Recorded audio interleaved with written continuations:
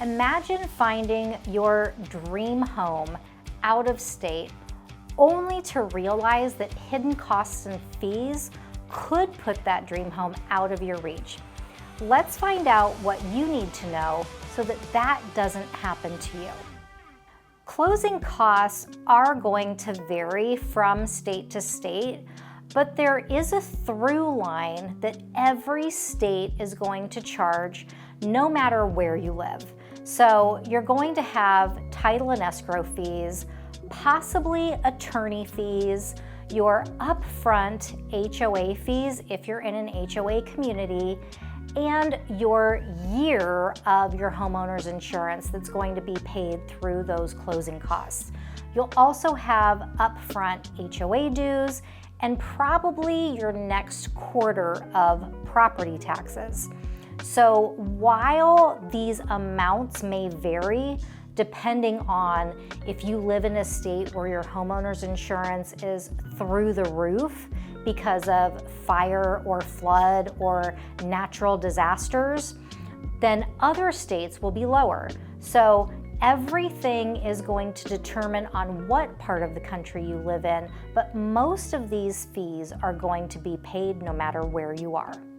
A few of the anomalies when it comes to closing costs is that there is a difference between title and escrow and using an attorney. So let's just say that you live in Nevada. You are going to use a title and escrow company for your closing. If you live in Chicago, you are going to be using an attorney. The title company still does play a part, but the attorney is the one who is going to go over all of the contracts and make sure that everything is correct as far as the numbers go. And then if you happen to live in the state of Texas, the seller is not going to have to pay a transfer tax on that property, which sometimes in negotiations can become a buyer expense if you want your offer to be super competitive. Property taxes and assessments are just a way of life when you are purchasing a property, no matter where you live in the country. So the tax rate for property in the state of Nevada is 3.2732% if that property is owner occupied. If you're an investor and you are buying property in the state of Nevada, that property tax rate is 8%. So you want to be sure when you're purchasing whether or not you're going to be applying as an owner-occupier or an investor.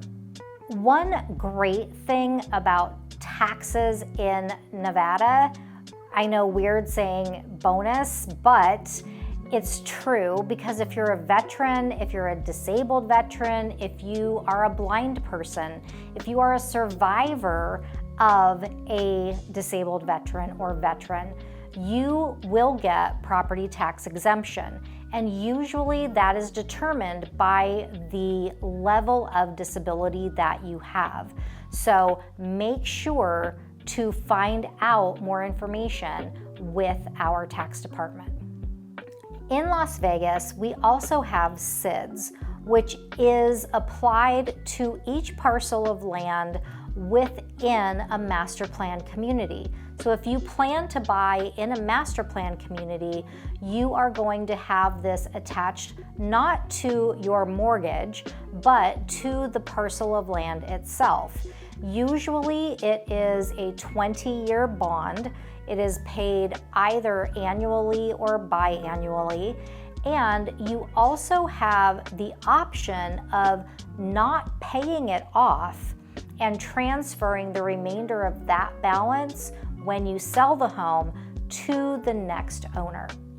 And then if you live in LA, New York, Washington State, or Hawaii, you are going to have what they call a mansion tax.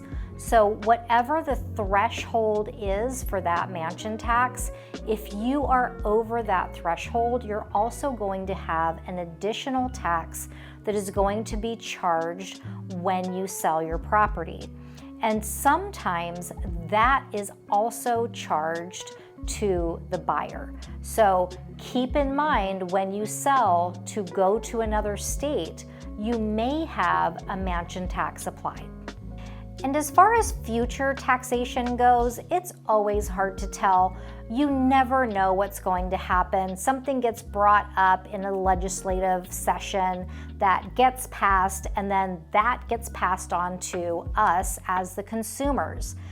The issue that I am seeing, though, that could potentially come about is that right now the mansion tax is only in LA.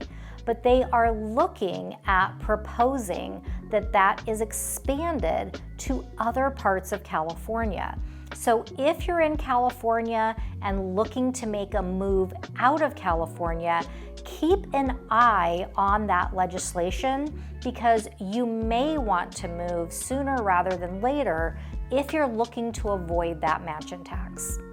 So let's talk homeowners insurance. This is a really hot topic right now because you have things like fires in California, hurricanes in Georgia, the Carolinas, and Florida. So getting insurance in some of these higher risk areas is next to impossible, if not impossible. So a lot of people are moving to states that maybe the homeowner's insurance isn't as much of an issue. So here in the state of Nevada, we do have a couple of places where the fire and flood insurance is a little bit higher, because if you're living in the mountains, like in Vegas, we have Mount Charleston, and we actually had a pretty bad fire there a few years ago. So now, as a precaution, whenever we get high winds, the power company actually shuts down the power to the mountain because they don't want to spark a fire due to fallen power lines. But that is an isolated area in Las Vegas.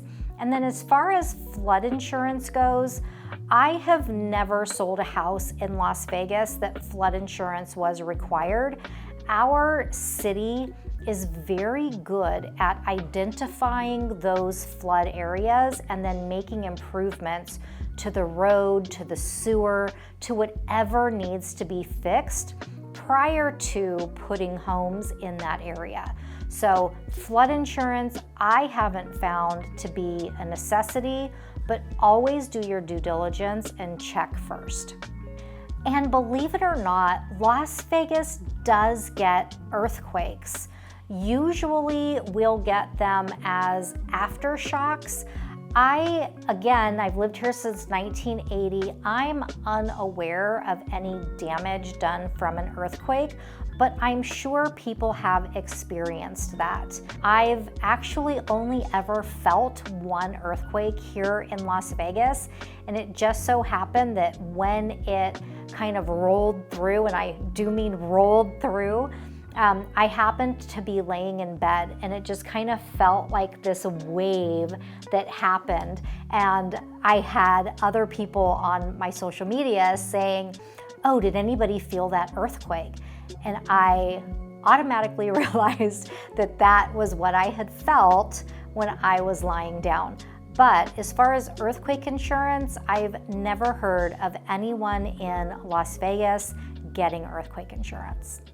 If you're new to my channel, I'm Eileen Guilbeault, your go-to real estate advisor for all things relocating to Las Vegas. Make sure to like, subscribe, and ring that bell so you are notified anytime a new video comes online. And everyone always wants to know the utility costs when they move to Las Vegas, because the temperature in the summer is so high. The interesting thing, though, is that while, yes, our summertime temperatures for utility costs are higher, in the winter, our costs are very mild. So if you're coming from a climate like say Chicago, where your winters are brutal, you're going to find that maybe while you're paying high costs in the wintertime, our costs are just shifted to the summertime. And you are definitely going to pay more for your energy bill, for your HVAC, to keep that air conditioner running at peak perfection. So you will find that your costs will be higher, definitely during the summer. So don't think that I'm saying that winter is not cold here, because it can be. Our temperatures can actually get below freezing in the winter, which means that your gas bill, if that's the primary source of heat that you're using, that bill is going to go higher. But it is in no way going to equate to the amount that you're paying for your electric bill in the summertime. And truthfully, I probably don't turn on my heat until probably around January. So depending on how cold you like it in your bedroom when you're sleeping at night, you also may just kind of bundle up before you turn on that heat, like I do. And while other parts of the country get rain, which means that they can turn off their sprinklers to their plants and their grass, that generally doesn't happen here. I mean, very rarely anyway. We may get some really good downpours a couple of times a year, and maybe for a day or two you can turn off your sprinkler system, but for the most part, you are still going to have to water your grass, because our rain, while it might hit at my house, doesn't even hit at the office, or vice versa. Depending on where you live, you may see more rainfall in the Las Vegas Valley than other areas of town. And normally, it's just enough to make your car dirty. So we're not talking about a ton of rain. Then on the other end of that spectrum are monsoons. And we can get those monsoons in the wintertime, and we can also get them in the summertime.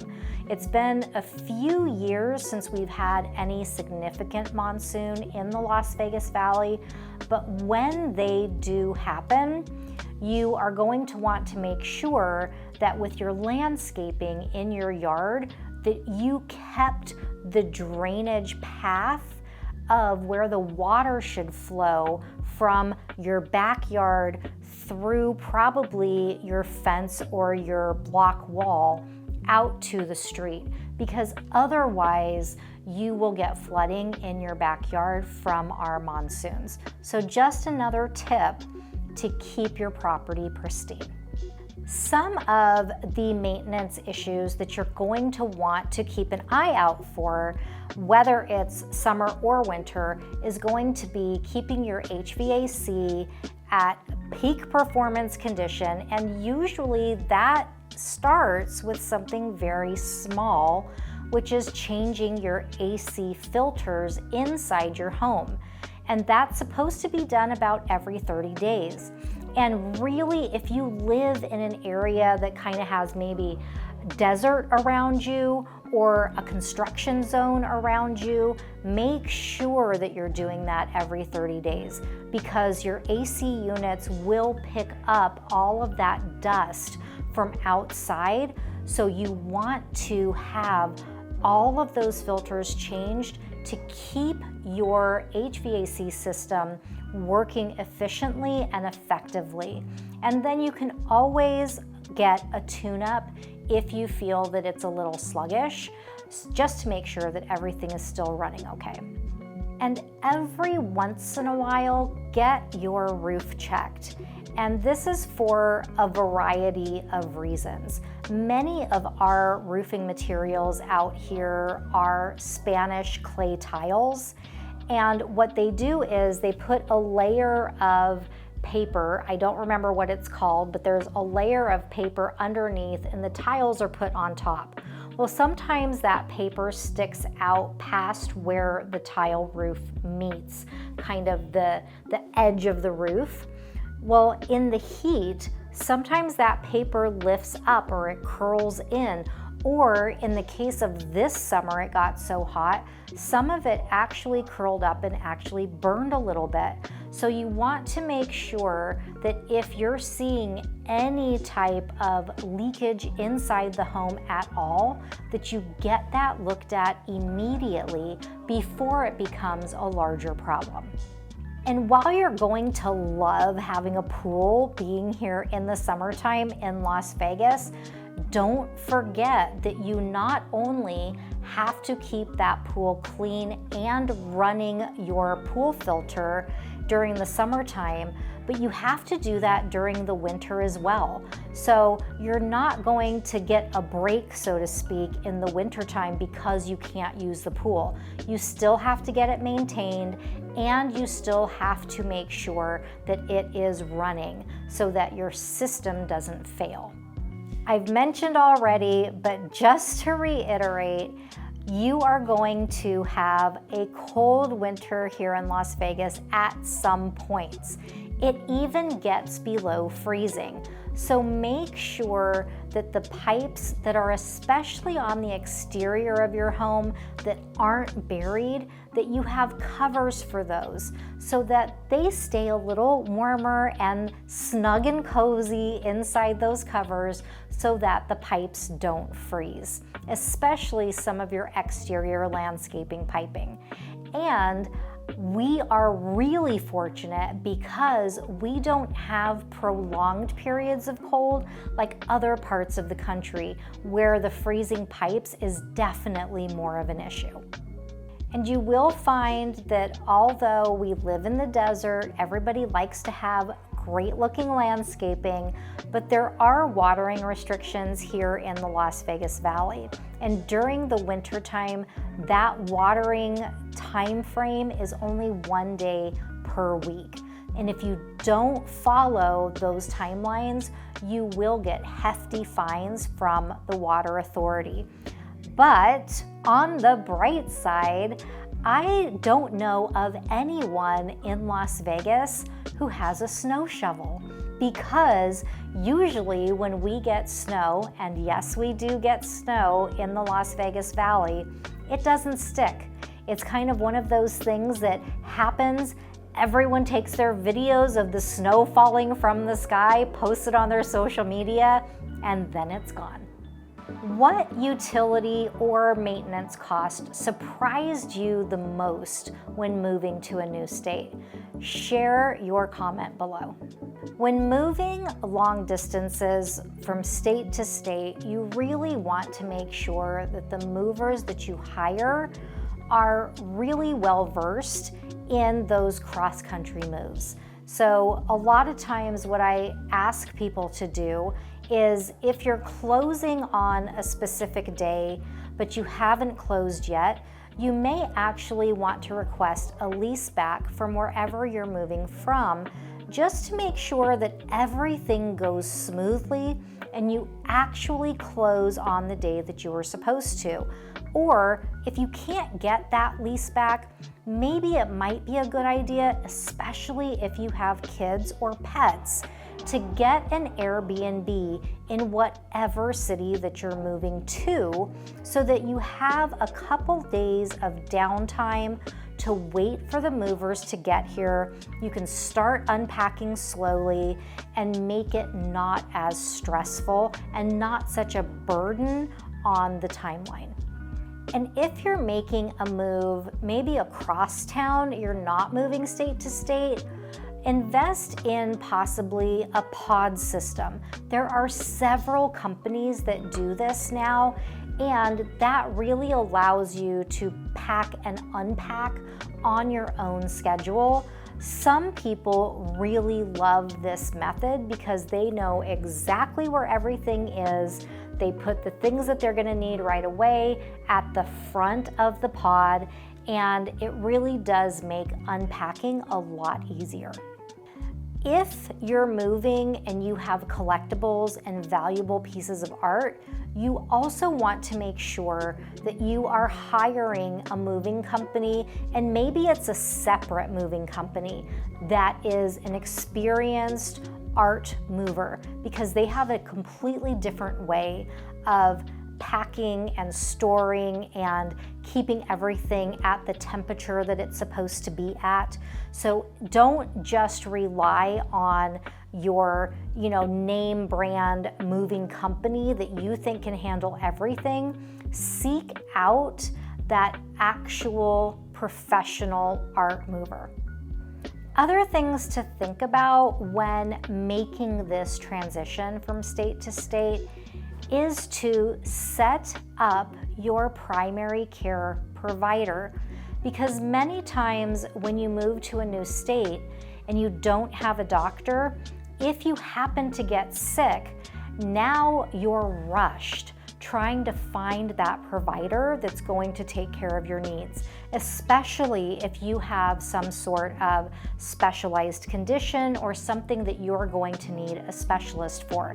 Make sure that you do those interviews ahead of time so that you are not caught off guard once you get to your new city. And let's not forget the utilities. In Las Vegas, you kind of have it easy, maybe, or you don't have choice, so it's easy, but you really only have one service provider for electricity. You only have one service provider for natural gas. Your water bill, one provider. Your trash company, one provider. Where you will get a little bit and not a lot of choice is through your cable and internet provider, but there's still only 2 or 3 options that you have. So just be sure that before you actually get to town, that you schedule all of those services to be transferred, because right now I'm finding that some of them are backed up 5 to 7 days. So you don't want to get here, not actually already have your utilities set up, and now you really can't move in because it's going to take a week just for the power to be turned on. So schedule those ahead of when you think you need to schedule it, just to be safe. For more videos about relocating to Las Vegas and real estate tips, make sure to watch one of the videos on your screen. Thank you for watching, and I'll see you the next time.